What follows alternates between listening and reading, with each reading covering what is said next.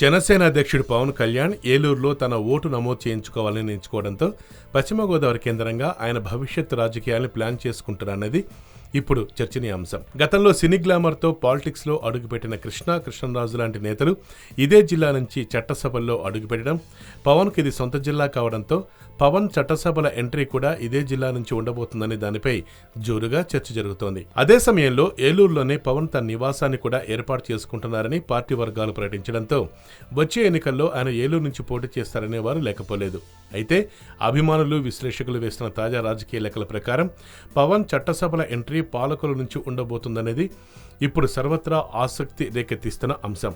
ప్రస్తుత రాజకీయాల్లో సామాజిక సమీకరణాలు ఎంతటి క్రియాశీలక పాత్ర పోషిస్తున్నాయో అందరికీ తెలిసిందే. అందుకే పవన్ కూడా వీటన్నిటిని దృష్టిలో ఉంచుకొని తన వ్యూహాలు రచించుకుంటున్నారని తెలుస్తోంది. ఏలూరులో కాపు సామాజిక వర్గం కంటే వైశ్య, కమ్మ సామాజిక వర్గమే బలంగా ఉండటంతో పవన్ తన చట్టసభల ఎంట్రీకి ఏలూరును ఎంచుకోరనే వాదన బలంగా వినిపిస్తోంది. ప్రస్తుతం ఏలూరులో వైశ్య సామాజిక వర్గానికి దాదాపు 20,000 ఓటు బ్యాంక్ ఉంది. అలాగే కమ్మ సామాజిక వర్గానికి కూడా 20,000 పైచిలకు ఓటు బ్యాంక్ ఉంది.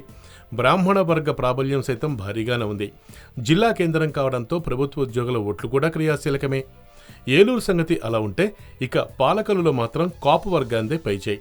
సంఖ్యాపరంగా ఇక్కడ కాపులు బలమైన సామాజిక వర్గంగా ఉన్నారు. మొత్తం కాపుల సంఖ్య దాదాపు 35,000 పైచిలకు ఉండొచ్చని అంచనా. పవన్కు తన సామాజిక వర్గంలో ఉన్న మద్దతు దృష్ట్యా పాలకుల నుంచే బరిలోకి దిగుతారనేది ఇప్పుడు తెర మీదకి వచ్చిన అంశం. పాలకులలో కాపు సామాజిక వర్గంతో పాటు శెట్టి బలిజలు కూడా బలమైన సామాజిక వర్గంగా ఉన్నారు. వీరిలో పవన్ మద్దతుదారులు ఎక్కువగా ఉండటంతో కాపు ఓటు బ్యాంకుకు తోడు వీరి ఓటు బ్యాంక్ కూడా పవన్కు కలిసొస్తుందనేది జనసేన అంచనా అయి ఉండొచ్చు. తెరపై ఊగిసలాడుతున్న కారణాలన్నింటినీ మినహాయిస్తే పవన్ పాలకులు బాట పట్టడానికి మరో బలమైన కారణం ఏంటంటే అన్న ఓడిపోయిన చోట తాను సత్తా చాటి అప్పటి అన్న పరాభవానికి బదులు తీర్చుకోవాలని చూస్తున్నారట. క్షేత్రస్థాయిలో పార్టీ నిర్మాణాన్ని, సామాజిక లెక్కల్ని అంచనా వేయటంలో విఫలమైన అప్పటి ప్రజారాజ్యం సంస్థాగత చర్యల్ని విశ్లేషించుకుంటూ ఇప్పుడు జనసేన తన పునాదుల్ని పటిష్టపరిచే పనిలో ఉన్నట్టు తెలుస్తోంది.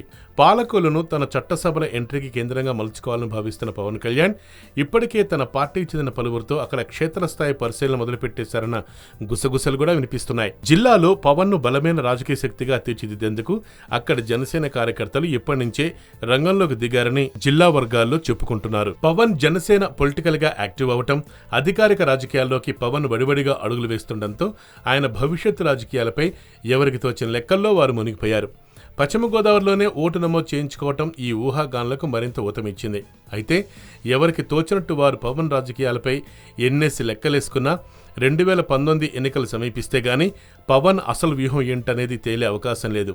So just wait and see. YoYo News, Hyderabad.